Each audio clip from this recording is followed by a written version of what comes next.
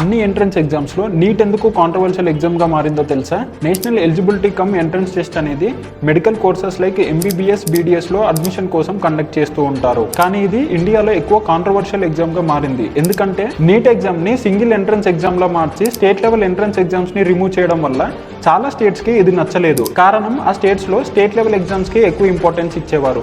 Like ఇప్పుడు మన Telugu states లో ఇంజనీరింగ్ కి ఎంసెట్ కి ఎక్కువ ప్రిఫరెన్స్ ఇచ్చినట్లుగా నీట్ ఎగ్జామ్ ని 13 లాంగ్వేజెస్ లో కండక్ట్ చేసినా కూడా ఎగ్జామ్ లో ఉన్న మెడికల్ కాంప్లెక్స్ టర్మ్స్ వల్ల రీజనల్ స్టూడెంట్స్ కి ఛాలెంజ్ గా మారింది. ప్రతి ఒక్కరికి ఇంగ్లీష్ లో ప్రొఫిషియన్సీ ఉండాలని లేదు. రిజర్వేషన్ సిస్టమ్ లో నీట్ స్కోర్ ని స్టేట్ కోటా లేదా ఇన్స్టిట్యూషనల్ కోటాతో మిక్స్ చేయడం వల్ల మెరిట్ బేస్డ్ అడ్మిషన్ పై చాలా క్వశ్చన్స్ వస్తూ ఉంటాయి. రూరల్ స్టూడెంట్స్ కి NEET exam centre locations and coaching facilities చాలా కష్టంగా ఉంటాయి. పైగా కోచింగ్ తీసుకోవడానికి ఫైనాన్షియల్ బర్డెన్ కూడా పెద్ద ప్రాబ్లం. ఎందుకంటే ఫైనాన్షియల్ సపోర్ట్ ఉన్న వాళ్ళు ఎంతైనా పెట్టి కోచింగ్ లాంటివి తీసుకోగలుగుతారు. But poor and middle class students కి ఈక్వల్ ఆపర్చునిటీ ఉండకపోవచ్చు. నీట్ ఎగ్జామ్ ని highly competitive and prestigious exam గా చూడడం వల్ల స్టూడెంట్స్ కి మెంటల్ స్ట్రెస్ అండ్ ప్రెషర్ వల్ల లైఫ్స్ ఎండ్ చేసుకోవడం కూడా మీరు చూసుంటారు. అందుకనే NEET exam multiple issues like regional needs, accessibility, reservation policies and mental pressure వల్ల కాంట్రవర్షియల్ గా మారింది. కానీ గుర్తుపెట్టుకోండి, మీరు మంచి డాక్టర్ అవ్వాలంటే నీట్ తప్ప వేరే ఆప్షన్ లేదు. మెడికల్ సీట్ కొనాలంటే పూర్ అండ్ మిడిల్ క్లాస్ వాళ్ళకైతే ఆస్తులు కూడా సరిపోవు. ఇలాంటి ఎడ్యుకేషన్ కంటెంట్ కోసం ప్లీజ్ సబ్స్క్రైబ్.